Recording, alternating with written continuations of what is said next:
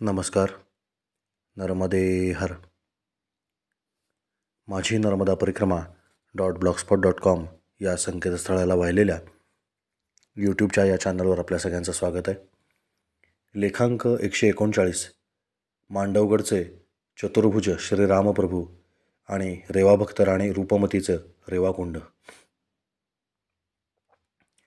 कालीबावडी आश्रमातून एकटाच निघालो. तुकाराम सुरवसे माझ्या पुढे निघालेले होते. गुरुत्तम पाटील किंवा गुरु मागे थांबला. थोडं अंतर सरळ चालल्यावर घाटाचा रस्ता सुरू झाला. डांबरी रस्त्याने चालण्याची वेळच कधी आलेली नसल्यामुळे चालताना खूप कंटाळा येत होता. शेवटी मी उजवीकडे असलेल्या जंगलात शिरून चटकट मार्गाने चढायला सुरुवात केली. 1-2 चटकट लागल्यावर मी तुकाराम बुवांच्या बराच पुढे पोचलो. त्यांना देखील लक्षात आलं की चटकटने लवकर चढता येईल. गुरुला हा मार्ग कळावा म्हणून मी छोट्या छोट्या दगडांचा बाण रस्त्यावर काढून ठेवला. तो देखील मागाहून त्या बाणानुसार त्याच रस्त्याने आला. हा बऱ्यापैकी उंच पर्वत होता. वरती गेल्यावर डावीकडे एक मोठा किल्लेवजा राजमहाल दिसू लागला. हे सोनगड किल्ल्याचं प्रवेशद्वार होतं. अतिशय पुरातन असा हा किल्ला होता. आतमध्ये एक राजमहाल आणि काही बांधकामे होती. तुकाराम बुवांना हे पाहण्यात काही रस नव्हता, त्यामुळे ते बाहेरच बसून राहिले. परंतु किल्ले हा माझा जीव की प्राण असल्यामुळे मी आतमध्ये जाऊन सर्व बघून आलो. सोनगड किल्ल्यावर असलेला राजमहाल आणि कारंजी वगैरे. सोनगड किल्ल्याची अभेद्य तटबंदी आणि आजूबाजूचं अरण्य. या परिसरामध्ये मांडवगड पठार वगळता सर्वत्र खूप चांगलं जंगल आहे. सोनगड किल्ल्याचं भव्य दिव्य प्रवेशद्वार. इथेच तुकारामबुवा बसून राहिले आणि मी सगळा किल्ला बघून आलो. या परिसरामध्ये अशी घनदाट हिरवाई वर्षभर असते. हळूहळू गडाच्या सपाटीवर शेती सुरू झाली आणि छोट्या छोट्या झोपड्या आणि घरे वगैरे दिसू लागली. इथे गाडीवरून कलिंगडे विकणारा एक संघाचा स्वयंसेवक भेटला. इथले लोक गरीब असल्यामुळे तो वस्तूंच्या बदल्यामध्ये फळं विकायचा. कधी तो धान्य घ्यायचा तर कधी अन्य कुठली तरी वस्तू घेऊन त्याच्या बदल्यामध्ये फळं द्यायचा. त्यानं पोटभर कलिंगड खाऊ घातली. खताशिवाय लावलेली ती साधी गावठी कलिंगड असल्यामुळं आकाराने छोटी होती, परंतु खूपच गोड होती. त्याच्याकडून मी मांडवगडावरील एकंदर सामाजिक, ऐतिहासिक आणि भौगोलिक परिस्थितीचा आढावा घेतला. पुरातन किल्ल्याचं आणि ऐतिहासिक वास्तूंचे अवशेष जागोजागी दिसत होते. किल्ल्याच्या वर संपूर्ण सपाटी होती. थोडंसं अंतर चालल्यावर नीलकंठेश्वर महादेवाचं मंदिर आलं. हा प्रत्यक्षामध्ये एक मुसलमानी रंगमहाल होता. मंदिरे भ्रष्ट करून त्याची मशीद केल्याची अनेक उदाहरणे आपण पाहतो, परंतु इथे प्रथमच मला मशिदीचे पुन्हा एकदा मंदिर केलेले पाहायला मिळाले. मशिदीच्या कमानी आणि त्यावरती लिहिलेली उर्दू अक्षरं तशीच होती. इथे पूर्वी असलेले महादेवाचे मंदिर पाडून ही मशीद किंवा रंगमहाल असलेली वास्तू उभी करण्यात आली होती. परंतु तिथे पुन्हा एकदा महादेवाचं शिवलिंग स्थापन करून त्यावर अखंड जलाभिषेक सुरू होता. हा संपूर्ण परिसर पाहण्यासारखा होता. एका नैसर्गिक ओहळाला बांधकामामध्ये परिवर्तित करून त्याची अखंडित जलधारा शिवलिंगावर पडेल अशी योजना करण्यात आली होती. इथे अजून एक गमतीशीर आणि वैशिष्ट्यपूर्ण स्थापत्यरचना पाहायला मिळाली. जमिनीतून वाहणारे पाणी अशा रीतीने नालीबद्ध करण्यात आले होते की एका मोठ्या वर्तुळाकारामध्ये पाणी फिरून ते बाहेर पडेल. प्रत्यक्षात डोळ्यांना बघायला थोडीशी भ्रमिष्ट करून टाकणारी अशी ही रचना होती. अतिशय बुद्धिचातुर्याने हे बांधकाम करण्यात आले होते. यातून अखंड पाणी वाहत असे. मी अलीकडच्या काळामध्ये टाटा मूलभूत संशोधन संस्था अर्थात TIFR इथे काही कामानिमित्त गेलो होतो. तिथे असलेले शास्त्रज्ञ एक अँटेना बनवत होते. सूक्ष्मदर्शकातून हा अँटेना पाहावा लागे इतका तो लहान होता, परंतु तो अँटेना पाहिल्याबरोबर मला या रचनेची आठवण झाली आणि त्याचे चित्र मी त्या शास्त्रज्ञांना दाखवले. त्यांनी आनंदाने सर्व संशोधकांना बोलावून घेतले आणि दाखवले की त्यांना सुचलेले डिझाईन हे पहिले नसून पूर्वीच भारतीय स्थापत्यकारांनी त्याचा वापर बांधकामामध्ये केलेला आहे. तीच ही मांडवगडची प्रसिद्ध गोलाकार नाली. या मंदिरामध्ये पर्यटकांची खूप गर्दी होती. शिवलिंग खाली खड्ड्यामध्ये होते. तिथे जाऊन दर्शन घेतले. मंदिर एका खोल दरीमध्ये बांधलेले होते, त्यामुळे पाणी थेट दरीमध्ये चाललेले होते. आपण नकाशामध्ये बघू शकताय नीलकंठ व्हॅली किंवा नीलकंठाची दरी आणि नीलकंठ पॅलेस किंवा नीलकंठेश्वराचं मंदिर.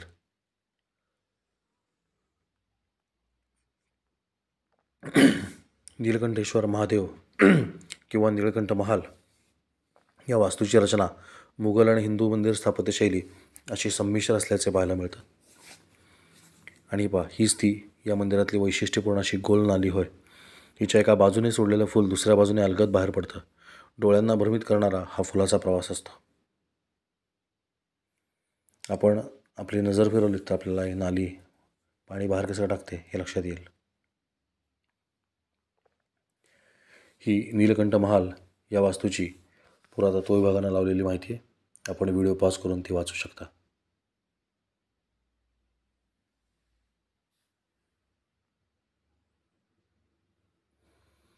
वास्तूमध्ये शिरण्यापूर्वी असं मोठं प्रवेशद्वार पार करावं लागतं. हे बहुतेक नीलकंठेश्वराचं प्रवेशद्वार नाही, त्याच्या जवळपास असलेल्या वास्तूंची प्रवेशद्वार आहेत. पण नीलकंठेश्वराचा महाल देखील खूप मोठा आहे आणि सगळ्यात महत्त्वाचं म्हणजे कुंडातनं बाहेर पडणारं गोल नालीचं हे पाण्याची वैशिष्ट्यपूर्ण रचना. मंदिरातलं झऱ्याचं पाणी सुंदर अशा दगडी घसरगुंडीवरून खाली आणण्यात आले. पहा, ही दगडी घसरगुंडी आणि याच्यावरून ते पाणी कुंडामध्ये येत आहे. हा परिसर खूप भव्य आहे. इथे आपल्याला सगळं दिसते बघा. आणि हेच प्रत्यक्ष शिवलिंग की जे का खोल खड्ड्यामध्ये असल्यामुळं खाली उतरून तुम्हाला दर्शन घ्यावं लागतं. या शिवलिंगावरती सुद्धा पडण्यापूर्वी पाण्याचे एका विशिष्ट आकाराच्या काळ्याभोर दगडी घसरगुंडीवरून असं काही वाहनं घडवलं जातं की त्यातून सुंदर अशी नाद निर्मिती होते. वास्तुरचनाकारांचं खरोखरच खूप कौतुक आहे. वास्तुशास्त्रात लोकांनी आपल्या जुन्या भारतीय पद्धतीच्या शैलीचा पुन्हा एकदा अवलंब करावा असं फार वाटतं. आधुनिक वास्तुरचनाकारांनी आपल्या प्राचीन भारतीय शैलीचा नक्की अभ्यास करावा आणि अवलंब करावा. इथे आणण्यापूर्वी हे पाणी एका सुंदर ओळाचे 2 भाग करून त्यातून थोडंसं आत वळवलेलं आहे आणि जास्तीचं पाणी आपोआप बाहेर वाहून जाईल अशी सोय करण्यात आली. हे देखील बघण्यासारखं आहे. हे बघा, इथून 2 धारांनी पाणी पडतं आहे आणि त्यातलं जास्तीचं पाणी असं इथून निघून जातं या नालीतून. या हे शिवलिंग आहे ज्याच्यावरती अखंड जलाभिषेक सुरू आहे. मागे साठलेले क्षार आपण बघू शकताय आणि हे शिवपुत्र गजाननाचं सुंदर असं ध्यान बाहेर उभं असलेलं. इथं असे अनेक गुप्त भुयार आणि विवर वगैरे आहेत, पण तरी देखील लक्षात राहतं ते मात्र हे गोलाकार नालीचं स्वरूप. या वास्तूमध्ये कुठल्या कुठल्या काळात काय काय पाहिलं आहे हे ओळखता येणं कठीण आहे, कारण हा यवनांचा रंगमहाल राहिलेला आहे. इथल्या कमानीवर लिहिलेली उर्दू अक्षरं आजही स्पष्टपणे वाचता येतात, परंतु आता हे शिवमंदिर झालेलं असल्यामुळे इथे एक वेगळंच पावित्र्य निर्माण झालेलं आहे हे मात्र अगदी निस्संशय आहे.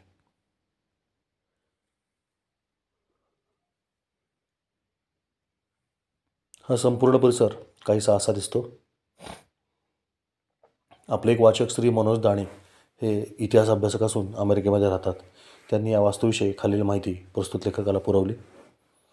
किल्ल्याच्या देवळाच्या जागी बारादरी झाली त्या जागेचा उल्लेख नीलकंठेश्वर असाच मोगली कागदात येतो. संदर्भ द ग गोडसे यांचं संबंध तराश. तिथे देवाची पुनर्स्थापना खुद्द चिमाजी अप्पांनी केलेली आहे. तसा सुरेख उल्लेख गुरुदांच्या दुर्ग भ्रमणगाथेमध्ये देखील आहे.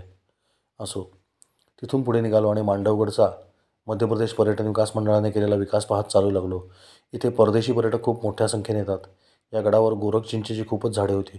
कुणीतरी मुद्दाम त्यांची लागवड केली आहे हे लक्षात येत होतं. हत्तीच्या पायासारखं दिसणारं भव्य दिव्य खोड हे या झाडाचं वैशिष्ट्य आहे. आपल्यापैकी कोणी वाईजवळ असलेल्या मेणवली या नानासाहेब फडणवीसांच्या गावी गेला असेल तर तिथे हत्तीचा पाय म्हणून दाखवलं जाणारं एक झाड आहे, तीच ही गोरख चिंच. हे झाड मूळचं आफ्रिकेतलं आहे. वाळवंटी प्रदेशात वाढत असल्यामुळं पाण्याचा प्रचंड जलसाठा हे झाड आपल्या खोडामध्ये करून ठेवतं, त्यामुळे याच्या खोडाचा आकार अजस्त्रपणे वाढतो. भारतात जिथे जिथे हापसाणातून आलेले म्हणजे अबिसिनियातून आलेले किंवा आफ्रिकन लोक आले त्यांच्या जुन्या वस्त्या असायच्या तिथे ही झाडं मोठ्या प्रमाणात सापडतात, कारण त्या लोकांकडून पूजनीय वृक्ष म्हणून तो लावला जात असे असा उल्लेख एका संशोधनपर कागदामध्ये देखील उपलब्ध आहे. गोरख चिंचेचं एक झाड पुण्यात शनई पारापाशी आहे आणि एक झाड चक्क शनिवारवाड्यापुढे आहे. हे दुसरं झाड नवीन असावं, साधारण 1947च्या नंतरचं असावं असं वाटतं. गोरख चिंचेचं फळ हे साधारण असं दिसतं आणि फूल हे असं असतं. हा गोरख चिंचेचा वृक्ष आहे. आपण बघू शकता की हे मूळ आफ्रिकेतलं झाड असल्यामुळं भव्य दिव्य आफ्रिकन हत्ती देखील याच्यापुढे किती खुजा दिसतोय हे लक्षात यावं म्हणून हे छायाचित्र टाकलं.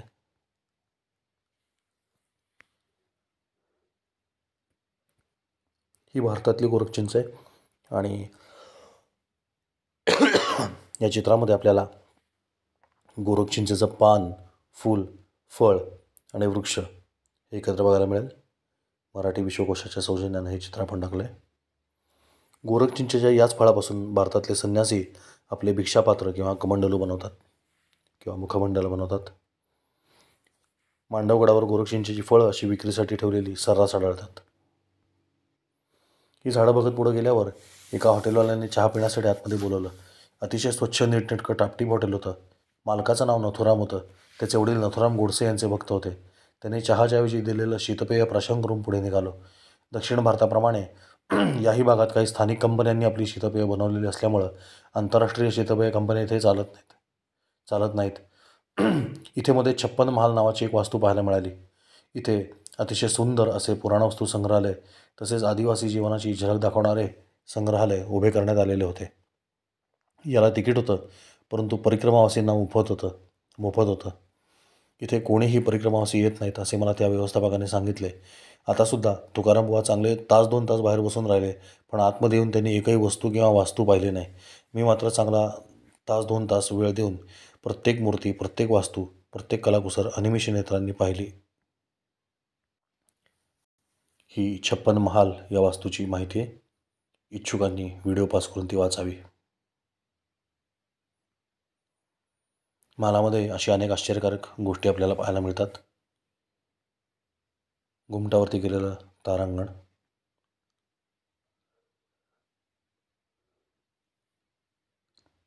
ही 56 महालची अजून एका ठिकाणी दिलेली माहिती आहे. आपण व्हिडिओ पॉज करून ही माहिती वाचू शकता. मूर्तिभंजकांनी तोडलेल्या अशा अनेक सुंदर कलाकृती इथं प्रदर्शित करण्यात आलेल्या आहेत. इतक्या सुंदर मूर्तींचा विध्वंस करून या राक्षसांना कुठला आनंद मिळत असेल हे खरंच सांगता येत नाही. हे बघा, बाहेर संग्रहालयाची पाटी लावलेली, जी बघून मी आतमध्ये आलो होतो. इथे या परिसरातल्या आदिवासी जमातींचे काही दुर्मिळ फोटो आणि वस्तू आपल्याला पाहायला मिळतात. जसं की हा धनुष्यबाण घेतलेला मामा, ही एक पावर आदिवासी स्त्री दिसते आणि हा आदिवासी पुरुष. अतिशय अप्रतिम कलाकुसर असलेल्या काही भग्न मूर्ती इथं आपण पाहू शकतो.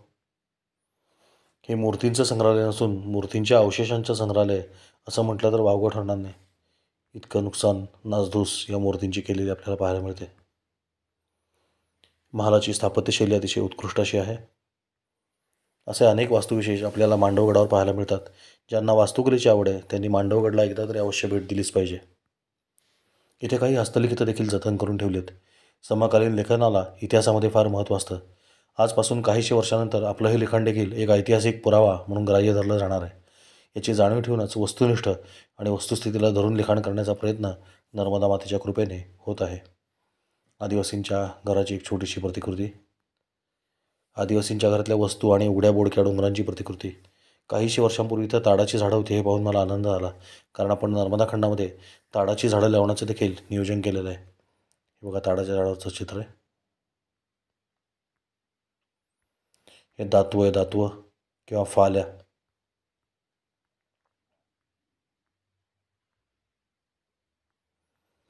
संग्रहालयाच्या बाहेर अशी अनेक छोटी मोठी शिल्पं ठेवलेली आहेत.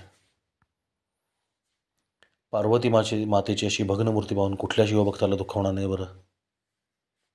पाय बघा.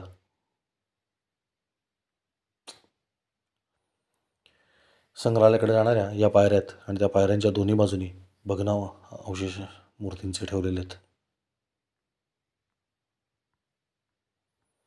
संग्रहालयाच्या प्रवेशद्वाराजवळ ठेवलेलं हे शिल्प मोठं आकर्षक आहे. 56 महालची ही मुख्य इमारत आहे. एकंदरीत हे संग्रहालय लक्षात राहिलं. पुरातत्व विभागानं खूप चांगलं काम केलेलं आहे. ही वास्तू पाहून पुढे निघालो. संपूर्ण मांडवगडावर अशा हजारो वास्तू पाहण्यासारख्या आहेत.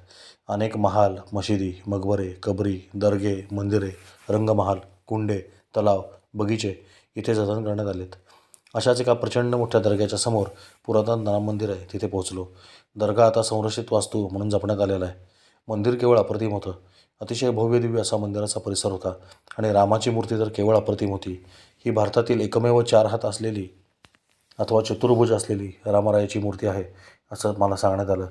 हे मंदिर रामानंदी परंपरेतील एक साधू सांभाळतात. ते साधू इथं महंत म्हणून बसलेले आहेत, त्यांचा परिसरामध्ये प्रचंड दरार आहे. महामंडलेश्वर स्वामी नृसिंहदास महाराज असं त्यांचं नाव आहे. हे मंदिर अतिशय पुरातन आहे. सज्जनगडप्रमाणे याही मंदिराला खालून भुयारी मार्ग वगैरे आहेत. परंतु अनेक वर्ष मंदिरामध्ये भाडेकरू म्हणून राहणाऱ्या लोकांनी मंदिर परिसराचं विद्रुपीकरण आणि व्यापारीकरण केलेलं होतं. यापूर्वी इथं असलेले महंत मोठेच दयाळू आणि कृपाळू असल्यामुळे त्यांनी या लोकांना कधी काही बोल लावला नाही.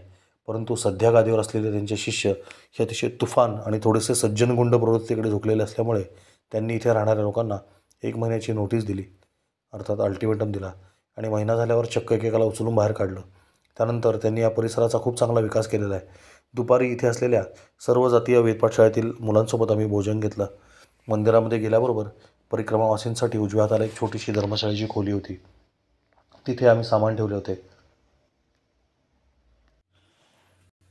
आम्ही म्हणजे तुकाराम बुवा सुरवसे, मी, आपला गुरुत्तम दत्ताराम पाटील आणि एक मंडला भागातील आदिवासी परिक्रमावासी इथं आम्हाला भेटला होता. तो चौथा आमच्यासोबत होता. ज्याचं नाव होतं सिरोलाल. हा दिंडोरी जिल्ह्यातल्या बंजारटोला गावचा होता. अतिशय शांत स्वभावाचा होता. आम्ही सर्वजण भोजनप्रसाद घेण्यासाठी वरती गेलो. भोजनप्रसाद अतिशय अप्रतिम होता. वेदपाठशाळेतील मुलेच स्वयंपाक करत आणि तीच वाढत. आल्या आल्याच मी मला मिळालेला धनुष्यबाण चतुर्भुज रामाच्या चारी भुजांना स्पर्श करून घेतलेला होता. बहुतेक ही वार्ता महंत महाराजांच्यापर्यंत कोणीतरी पोहोचवली की धनुष्यबाण घेतलेला एक परिक्रमावासी आलेला आहे. या आश्रमामध्ये एक घोडासुद्धा होता. तो नुकताच खरेदी केलेला होता. त्याचं नाव होतं देवनारायण. आश्रमात येऊन 1-2 दिवस झाल्यामुळे तो कोणाचंच ऐकत नव्हता. मी भोजनप्रसाद झाल्यावर सहज वासावरून घोड्याचा ठावठिकाणा शोधून काढला आणि त्याच्याशी खेळत बसलो. ही वार्ता देखील महाराजांच्या कानावर कोणीतरी पोहोचवली असावी. त्यांनी खास मनुष्य पाठवून मला भेटीसाठी पाचारण केलं. या महाराजांचा सर्वच थाटमाट मोठा राजेशाही होता. त्या मंदिर परिसरामध्ये अनेक रस्ते आणि खोल्या होत्या. त्यामुळे कुठून आलो आणि कुठं गेलो ते कळायचंच नाही. वरच्या मजल्यावर त्यांनी स्वतःच्या बैठकींसाठी एक अतिशय मोठा राजवैभवाला देखील लाजवेल असा ऐतिहासिक पद्धतीने सजवलेला राजमहाल बनवला होता. उत्तम उत्तम गालीचे, नक्षीदार खिडक्या, महिरपी, खांब, बसण्यासाठी अतिशय उंची सोफे आणि आसने, त्यावर अंथरलेल्या बर्जरी चादरी, सुंदर अशी झुंबरे आणि हंड्या, हे सर्व वैभव पाहून मी अक्षरशः अवाक झालो. मला वरती घेऊन आलेला जो सेवक होता त्याने मला सांगितले की हे वैभव सर्वांना पाहायला मिळत नाही, कारण महाराज या दालनामध्ये कोणालाच भेटायला बोलवत नाहीत. कोणी विशेष अतिथी आले तरच त्यांना वर पाचारण केलं जातं. मी त्यांना सांगितलं की माझ्याबरोबर अजून 2-3 परिक्रमावासी आहेत, त्यांना देखील बोलवावे. गुरु आणि तुकाराम बुवा वर आले. आदिवासी झोपून गेला. थोड्याच वेळात महाराज येण्याची वर्दी देण्यात आली आणि एखाद्या राजाप्रमाणे अतिशय तेजस्वी आणि राजबिंडे व धिप्पाड असलेले महंत स्वामी चालत आतमध्ये आले. त्यांचा तो रुबाब, वागण्यातली अदब पाहून मला आश्चर्यमिश्रित कौतुक वाटलं. शक्यतो आपल्याकडे साधू संत फार साधे राहतात, त्यामुळे त्यांना रस्त्यावरून जाताना देखील कोणी किंमत देत नाही, असे दुर्दैवी चित्र पाहायला मिळते. इथे मात्र अतिशय विपरीत चित्र पाहायला मिळत होतं. महाराजांना मी दंडवत प्रणाम केला आणि त्यांच्यासमोर खाली बसलो. त्यांनी आसनावर बसण्याची विनंती केली, परंतु मी परिक्रमेमध्ये असल्यामुळे जमिनीवर बसणं योग्य आहे असे त्यांना सांगितले व त्यांनी देखील ते मान्य केले. महाराज माझ्याशी बोलू लागले. हमने आपको देवनारायण के साथ देख लिया. आप अश्वविद्या के जानकार लगते हैं, क्योंकि वो किसी को भी हाथ लगाने नहीं देता है, सीधा लात देता है. अश्वशास्त्र का एक छोटासा विद्यार्थी हो महाराज, मी उत्तरलो. महाराजांनी अतिशय सविस्तरपणे त्यांनी हा आश्रम कसा उभा केला आणि त्याचे जुने वैभव त्याला कसे प्राप्त करून दिले हे आम्हाला सांगितले. या संपूर्ण मांडवगड परिसरामध्ये त्यांचा कसा दबदबा आणि दरार आहे हे देखील त्यांनी उदाहरणासह आम्हाला सांगितले. मंदिराची शेकडो एकर जागा या परिसरामध्ये आहे. त्या संपूर्ण जागेचा पुनर्विकास करण्याचा विडा महाराजांनी उचललेला आहे. 600 एकर जागेचं पुनर्वनीकरण करण्याचा संकल्प महाराजांनी सोडलेला आहे. हे ऐकून मला फार म्हणजे फार बरे वाटले. मांडवगड हा मध्येच वरती आलेला एक पर्वत असल्यामुळे इथे पाण्याची काहीही सोय नाही. त्यामुळे इथे वर्षानुवर्ष बांधलेले शेकडो तलाव आहेत. त्यावर सर्व मांडवगडाची पाण्याची तहान भागवली जायची. परंतु अलीकडे पर्यावरणामध्ये झालेल्या बदलामुळे इथले तलाव भरायचे बंद झालेले असून सर्वत्र कोरडे ठणठणीत तलाव पाहायला मिळतात. हे चित्र बदलण्याची प्रतिज्ञा महाराजांनी केलेली आहे आणि हे फारच अभिनंदनीय आहे. महाराजांनी या गडावरील सामाजिक चित्र बदलण्याचा देखील विडा उचलला आहे. संपूर्ण नर्मदा परिक्रमेमध्ये मी पाहिलेला सर्वात तुफान साधू असं मी या महाराजांचं वर्णन करेन. त्यांच्या बोलण्यामध्ये इतका आत्मविश्वास होता आणि इतका अभ्यास होता की असे बाकीचे सर्व साधू का होत नाहीत असा प्रश्न मला त्यांच्याकडे पाहून पडला. महाराजांनी आदिवासी व अन्य सर्व जातीच्या लोकांसाठी इथं वेदपाठशाळा सुरू केलेली होती आणि त्यात अतिशय गोंडस अशी मुलं वेदांचं अध्ययन करत होती. महाराज हे पूर्वाश्रमीचे प्रथितयश अब्जाधीश बिल्डर होते आणि त्या काळात देखील ते गुंड प्रवृत्तीचे म्हणूनच प्रसिद्ध असल्यामुळे त्यांच्या नादाला कोणी लागत नसे. आता सर्वसंग परित्याग केल्यावर देखील त्यांचा तो मूळ स्वभाव आहे तसाच राहिला होता. किंबहुना साधुत्वाची धार चढल्यामुळे त्या तळपत्या तलवारीला अजूनच तेज प्राप्त झालं होतं. त्यांचे सर्व राहणे, वागणे, बोलणे, चालणे, खाणे, पिणे राजेशाही थाटाचे होते व त्यांच्या नशिबातच राजयोग आहे हे पाहिल्यावर सहज लक्षात येत होते.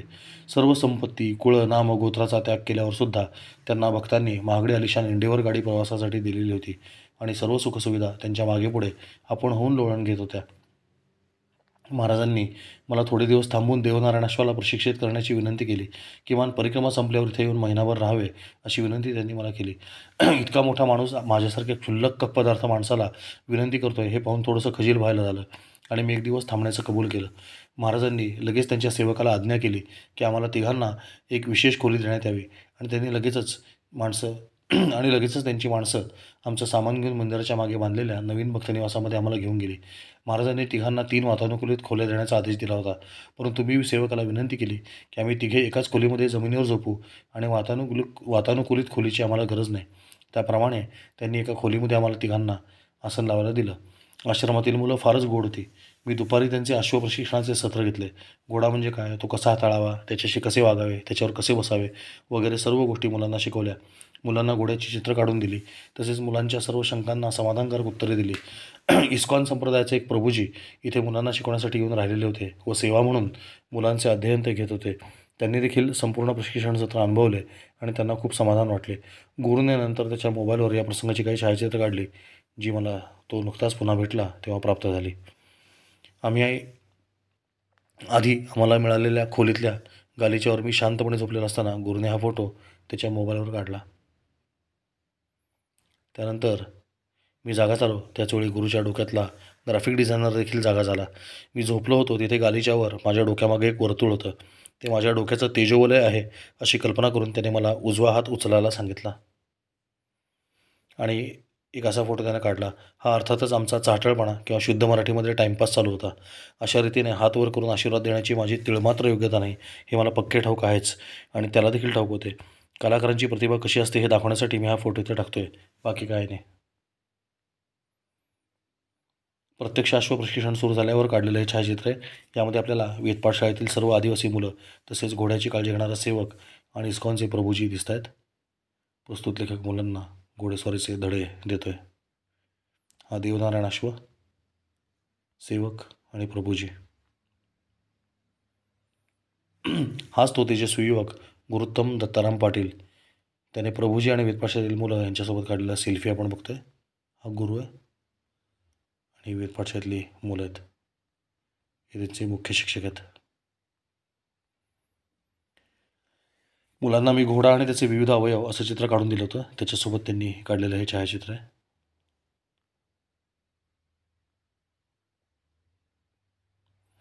या चित्रामध्ये गुरु आणि माझ्या डोक्याच्या मागे मुलांनी घोड्याचं चित्र धरलेलं दिसतंय. या वास्तूमध्ये मोठं सभागृह खाली होतं आणि वरती भक्तांसाठी विशेष खोल्या बांधण्यात आल्या होत्या. गुरु पण बसलाय.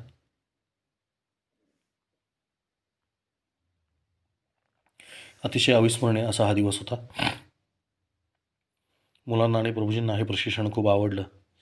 इथल्या मुलांची शिस्त, साधेपणा आणि नम्रता पाहून मी खरोखरच खूप अचंबित झालो. एकंदरीत एकाच दिवसामध्ये देवनारायण घोडा असा काय तयार झाला की त्यावर प्रत्येक मुलाला बसून मी छोटीशी चक्कर मारवली.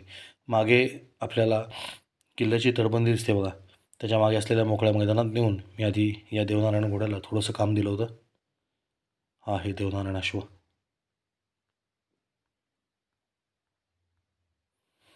महाराजांना हे सर्व वृत्त कोणीतरी कळवलंच.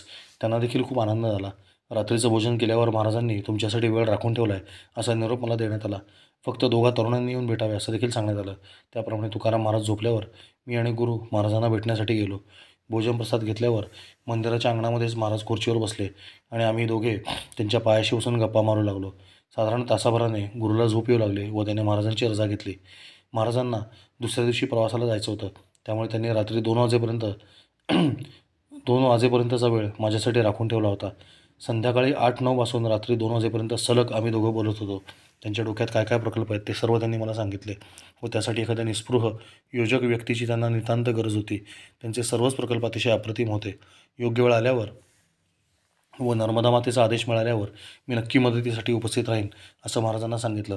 विशेषतः महाराज महाविद्यालयातील तरुण तरुणींवर भरपूर काम करत होते. योग्य वयात तरुणांचं प्रबोधन करणं किती आवश्यक आहे हे महाराजांना चांगलं माहिती होतं. त्यांच्या या सर्वच प्रकल्पांची खरं तर आपल्या संपूर्ण देशाला गरज आहे. इतक्या मोठ्या महंताने रात्री 2 वाजेपर्यंतचा अमूल्य वेळ माझ्यासाठी राखून ठेवणे हे खरं तर माझं अहोभाग्य होतं. आम्ही बऱ्याच विषयांना स्पर्श केला.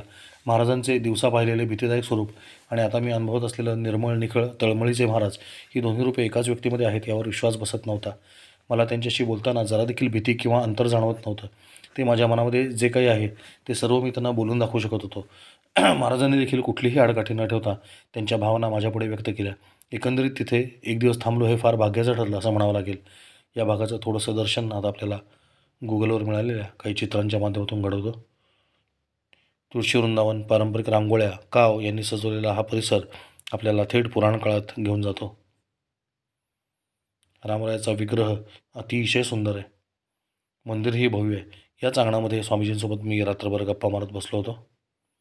इथं अनेक छोटी मोठी मंदिरं देखील आहेत आणि मंदिर परिसरामध्ये प्रवेश करण्यासाठी भारतीय वस्त्रच परिधान करणं अनिवार्य आहे.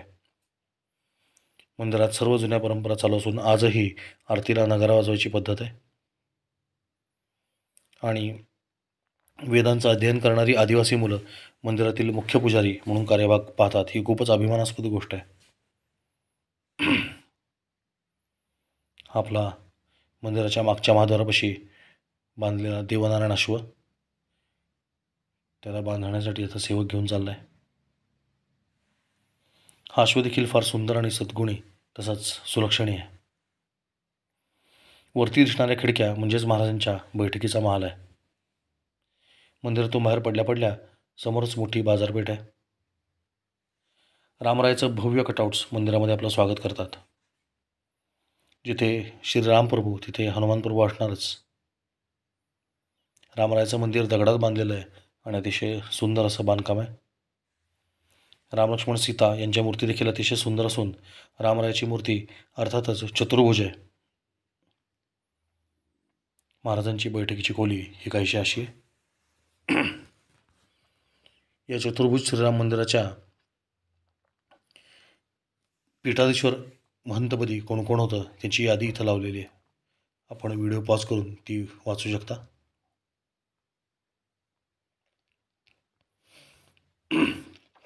हेच ते चतुर्भुज रामचंद्र. या रामरायाची फारशी भक्ती कधी आपल्याला जमलेली नाही, परंतु याचा आणि आपला काहीतरी खास संबंध आहे. खास हे मात्र अगदी खरं. कमरेला झालेल्या दुखापतीमुळं अयोध्येच्या मंदिर संस्थापनेला जाता आलं नाही याचं दुःख होतं.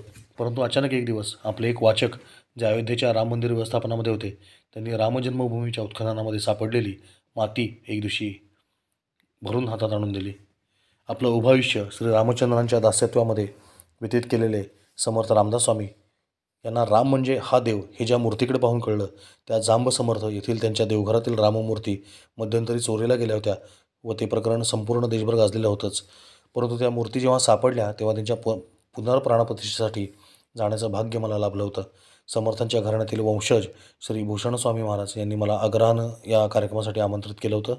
पोलीस स्थानकातून या मूर्ती ताब्यात घेताना साक्षीदार म्हणून सही करण्याचं भाग्य या पामराला लाभलं. तसंच मुख्य मंदिरामध्ये त्यांची पुन्हा प्राणप्रतिष्ठा करताना ती मूर्ती अर्थात साक्षात प्रभू रामरायाची मूर्ती जिच्याकडे पाहून समर्थ लहानाचे मोठे झाले ती मूर्ती ते डोक्यावर घेऊन गाभाऱ्यामध्ये नेण्याचं भाग्य मला लाभलं. याहून अधिक आयुष्यामध्ये काय मिळवायचं राहिलं असं या प्रसंगाकडे पाहिल्यावर आवर्जून वाटतं. जांब समर्थ या श्री रामदास स्वामी यांच्या जन्मगावातल्या त्यांच्या देवघरामध्ये आता आपण बसलो आहे. इथे या राममूर्तींची पुन्हा एकदा प्राणप्रतिष्ठा करण्यापूर्वी बाहेर त्या मूर्ती सगळ्यांच्या दर्शनासाठी ठेवल्या होत्या. तेव्हा अखंड 24 तास या मूर्तींसोबत बसण्याचं भाग्य प्रस्तुत लेखकाला लाभलं. याच त्या रामरायाच्या मूर्ती.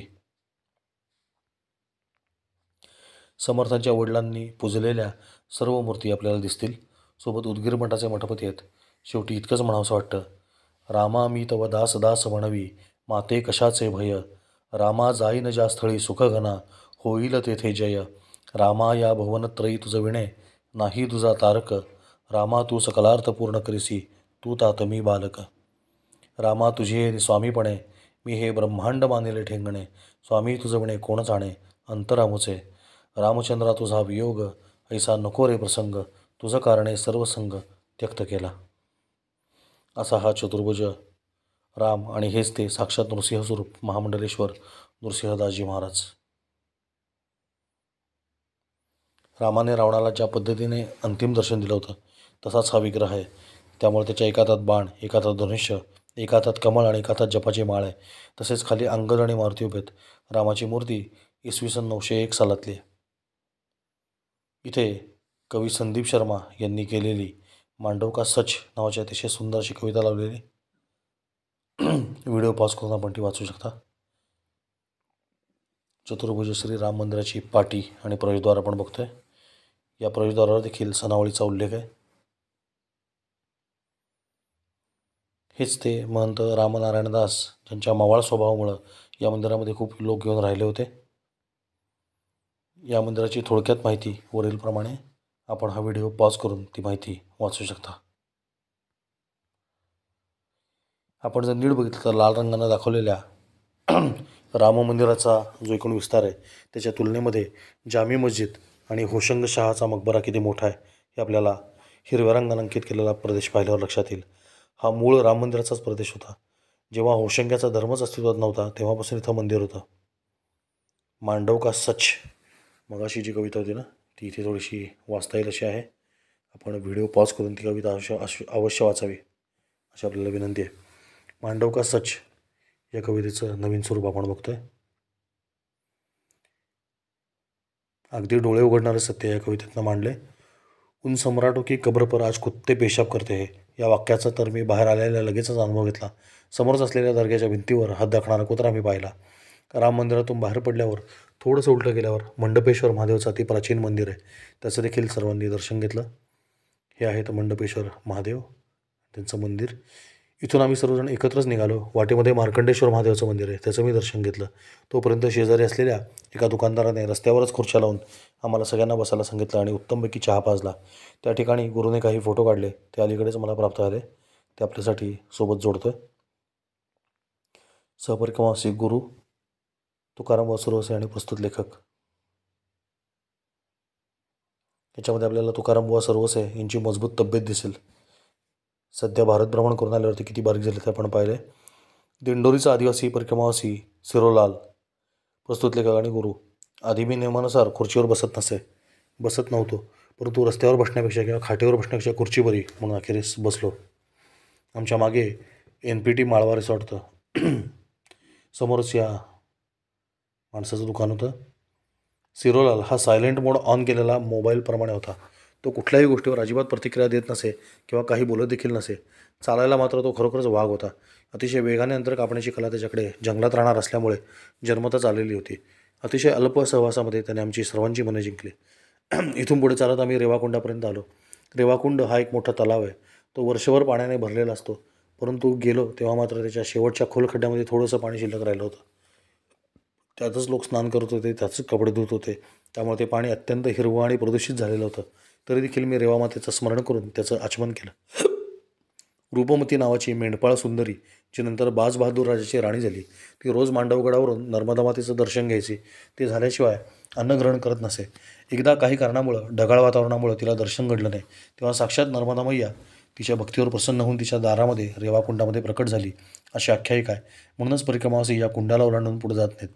हे पाणी नर्मदा मातेचं असल्यानं अनेक प्रकारे सिद्ध झालेलं आहे असं स्थानिक लोकांनी मला सांगितलं. आपण बघू शकताय हेच ते रेवाकुंड. वर्षभर हे कुंड या पद्धतीने भरलेलं असतं आणि मी गेलो तेव्हा मात्र हा लाल बाणाने दाखवलेला जो चौकोनी हौद आहे तेवढाच पाण्याने भरला होता आणि बाकी सगळं कोरडं ठणठणीत होतं. इथून जवळच राणी रूपमतीचा महाल आहे. तो पाहून गड उतरायला सुरुवात केली. हा राणी रूपमतीचा महाल. महालाचे मजबूत आणि वैशिष्ट्यपूर्ण बांधकाम आपल्याला बघायला मिळतं.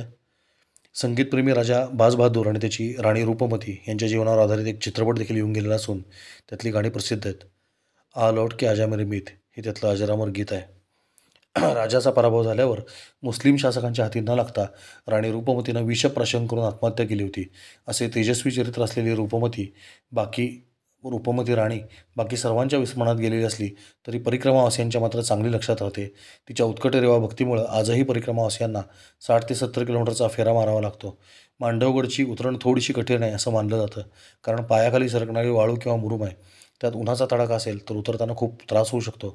इथे उतरताना काही लोकांनी आपला प्राण देखील वेचलेला आहे. हे सर्व ऐकलेलं असल्यामुळं सावकाश उतरायचं ठरवलं परंतु ऐकलं होतं तितका काही हा मार्ग कठीण निघाला नाही. ज्यांना गिरीभ्रमणाची सवय आहे त्यांच्यासाठी हा मार्ग खूप सोपा आहे. अतिशय वेगाने धावतच मी हा मार्ग उतरलो. कधी एकदा रेवामाईला भेटतो असं मला झालं होतं. सुमारे 35 ते 40 किलोमीटर अंतरावर नर्मदा मातेचं मुख्य पात्र लागणार होतं. जलकोटी या गावातल्या सहस्त्रधारेपाशी पोहोचायचं होतं. मध्ये कुठेही थांबण्याची इच्छा नव्हती. त्यामुळे पायांना अभूतपूर्व गती प्राप्त झाली. रूपमतीला दिसायचे तसे नर्मदा मातेचे रूप या मूढमतीला दिसत नसले तरी तिच्या नामाचा आधार होता. नाम आणि रूप ही एक अजोड जोडी आहे. तिचे नाम उच्चारताच पावलांना जणू पंख लाभले. प्रत्येक पावलाला एकच एक धावा सुरू झाला. नर्मदे हर, नर्मदे हर, नर्मदे हर.